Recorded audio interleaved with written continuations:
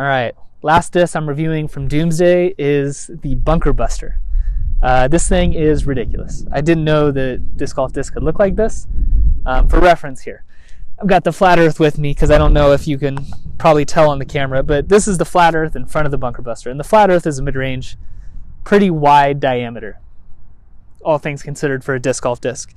So the Bunker Buster is huge. It weighs 199 grams, which is 20 grams more typically than your like max weight mid-range. And people typically don't throw discs heavier than that. I honestly don't even know if this is PDGA legal.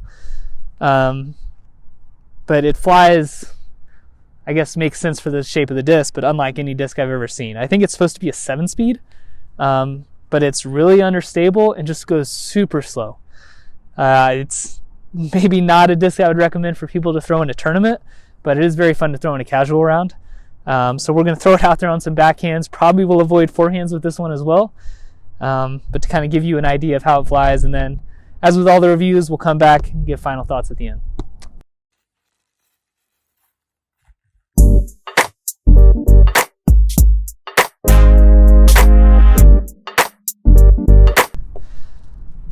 Last but not least, the Bunker Buster.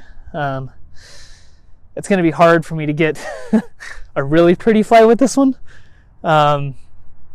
especially with how cold it is today, but we're just going to go for it. Put on a little bit of hyzer and get a nice flex out of it.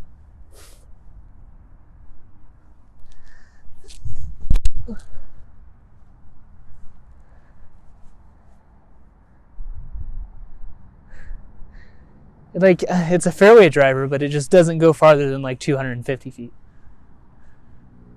So strange. All right, second shot with the Bunker Buster. The first shot went so much better than I expected.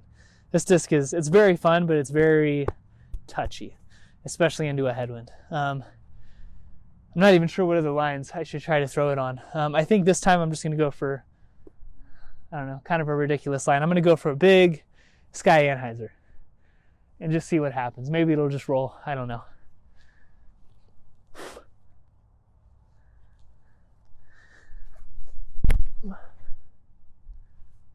Will it roll?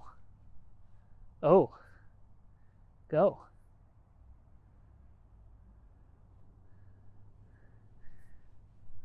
So if any of you beginners out there need an effortless 400-foot roller, look no further than the Bunker Buster.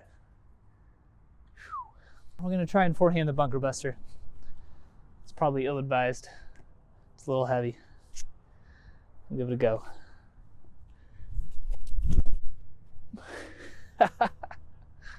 That's ridiculous. I put so much hyzer on that. I hope that got the whole flight. That was a ridiculous flight.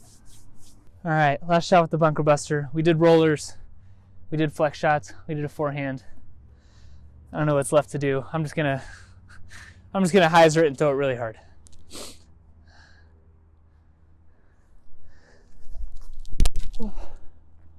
Yeah, it's gonna be pretty similar to how it flew that first time.